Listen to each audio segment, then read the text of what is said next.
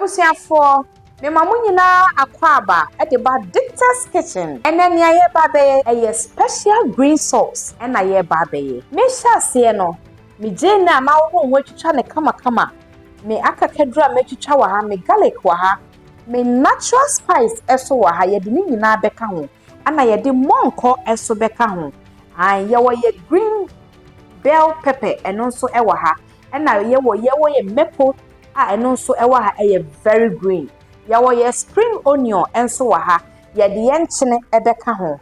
me sha se no me de me silver esi so me de anwa kakra egu silver na se me de me jene egumu me de makakadro egumu me de me garlic aka ho me de me natural spice no me de eno nso aka ho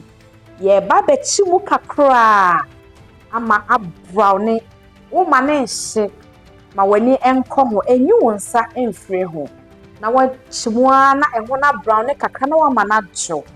ai na wasesa egu blender mu na wa blend it uvia yen meko yen spring onion yen bell pepper ye beka ni nyina abomu na ya blend it ai yen cha ho kra enti yen kakadro ni yen jene na ya blend no ye de no so egu silver ni mu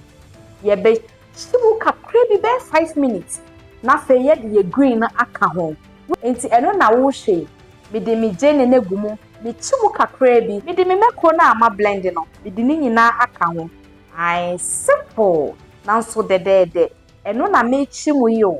ai na me de me seasoning kakra eso aka ho with the seasoning of your choice or the beka ho we are salt to taste now the eno so aka ho won cha ho kra wa mana emu na achen kakra 15-20 minutes yeah special green sauce no aben kitchen ha ye hwehwehwam jayo we utimi didi bibia benku wache utimi didi bibia bara ya che ye de eno so ye de bebremo echi aha ye Dicta's kitchen home of good food.